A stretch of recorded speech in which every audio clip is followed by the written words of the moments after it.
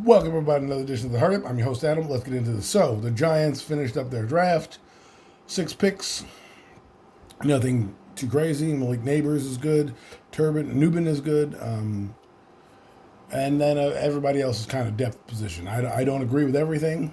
That's all. That's okay. I definitely don't agree with not getting a quarterback. I think that was dumb. I think that they're gonna I think that's gonna be a bad look on their part, and hope it works out for the best. With a guy coming off an ACL and 2 neck injuries, I don't think it was the best investment to have nobody in the pipeline. Again, the Giants have not. They've invested.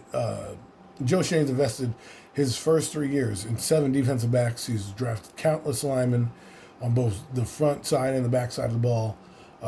He's drafted a defensive end. He drafted D tackles. He drafted linebackers, receivers. 4 years in a row, the Giants drafted receivers twice in the first round, and yet we have nobody in the pipeline for quarterback. Nothing, and that is to me. This is to me why Joe Schoen needs to be fired at some point.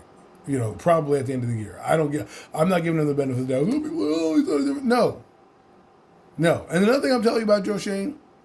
And don't come out in the press conference and try to tell us, the fan base, to be patient when you go out and draft a fucking receiver. That's a fucking win now move. It's fucking bullshit. Don't try to tell me it's not. Okay? It's a win now move. You paid your quarterback, the quarterback that you wanted, the no neck motherfucker, you paid him $160 million and got him a number one and built the line. It's time to fucking win. Don't tell me be fucking patient. You better come out and win the division and get to the NFC Championship game, and he better throw for 4,000 yards and 30 touchdowns. Otherwise, get him the fuck off the team.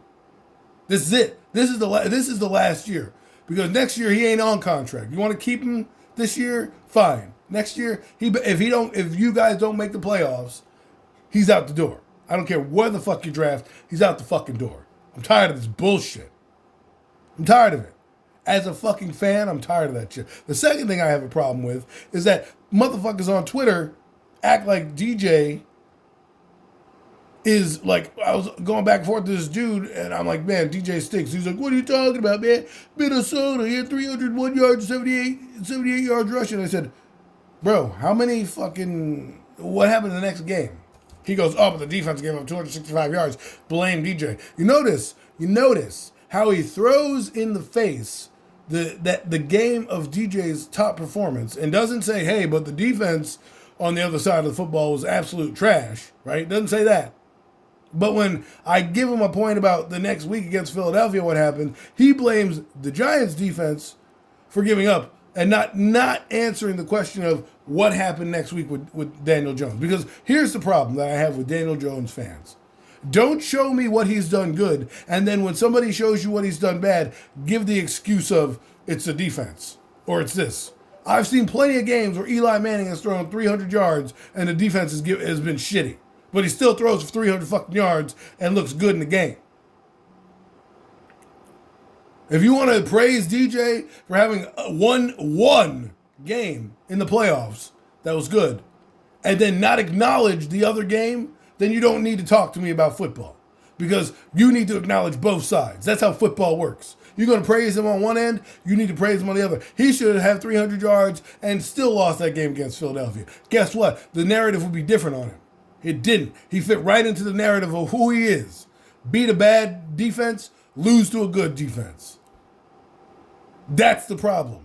The problem I've always had with DJ fans is they never allow you to critique it. They always give an excuse. And it doesn't make sense to me. Because those same people who will shit on Dak Prescott, for him not having a game, right? But when the Giants, DJ does it, it's, the defense had 265 yards. But when it's Dak Prescott, Dak Prescott stinks. Don't work like that in my world, homie. You got to evaluate the same way. If you're going to evaluate Daniel and say that he was good one week and then he stunk the next, then you can't do the same thing to fucking Dak Prescott. You can't say, well, Dak stinks. He goes out and throws for 4,500 yards and 35 touchdowns, and you guys are saying the motherfucker stinks. Why? He won the same amount of playoff games as DJ. As a matter of fact, he won more. He's won 2. He's been winning all the time. It's funny how we look at the NFL and we say, it's hard to win in the NFL. But then we, as fans, don't like certain players regardless, and we don't praise when they do good. Like, for example, I know DJ had a good game in Minnesota, but I understand the circumstance. Minnesota, you ain't playing Minnesota every week. You ain't playing that defense every week. When he actually met a good defense, what did he look like? Trash. Dak Prescott is showing you he can overcome some things. Did he have a bad game in the playoffs against Green Bay? Obviously.